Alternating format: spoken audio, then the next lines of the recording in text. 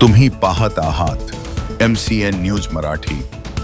गोमातेला राष्ट्रमातेचा दर्जा मिळावा, देशभरात गोहत्येवर संपूर्ण बंदी लागू व्हावी आणि गोसंवर्धनाबाबत समाजात व्यापक जनजागृती व्हावी या उद्देशाने वारकरी साहित्य परिषदेतर्फे राबवण्यात येणाऱ्या गोसन्मान अभियान अंतर्गत गुरुवार 9 जुलै रोजी जामोद येथील बेबळेश्वर मंदिरात जनजागृती बैठकीचे आयोजन करण्यात आले होते।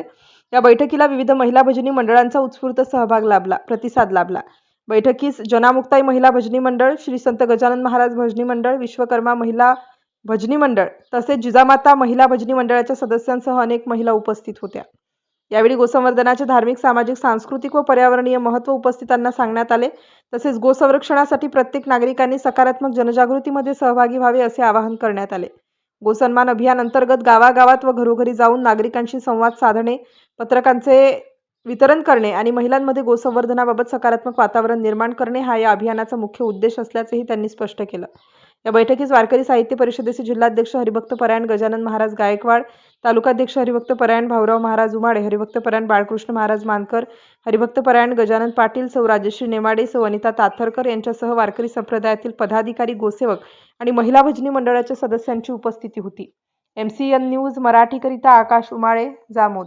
आज जामोद येथे नारायणगावमध्ये पवित्र अशा ठिकाणी महादेवाच्या या पावनभूमीमध्ये गोसन्मान अंतर्गत आम्ही भेट देत असताना महिला भजनी मंडळाचे सर्व कार्यकर्ते तसेच महिला व पुरुष यांच्या सानिध्यामध्ये गोमाता ही राष्ट्रमाता, जिला आम्ही आराध्य दैवत मानतो, तिचं पूजन करतो, तिची कुठेतरी कत्तल थांबली पाहिजे, तिचं हत्या थांबली पाहिजे या उद्देशानं अनुषंगानं घर परत जाऊन स्वाक्षरी घेणं या अभियानाचा उद्देश आहे।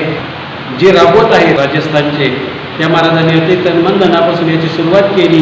पहिल्या टप्प्यामध्ये 5 या ठिकाणी दिल्या गेल्या, पुनश्च दुसरा टप्पा हा आता जास्तीत जास्त 50 ते 60 हजार सह्यांनी हा कलेक्टर ऑफिसवर गोमातेची हत्या थांबवण्यासाठी उचललेलं सर्वात मोठं पाऊल आहे।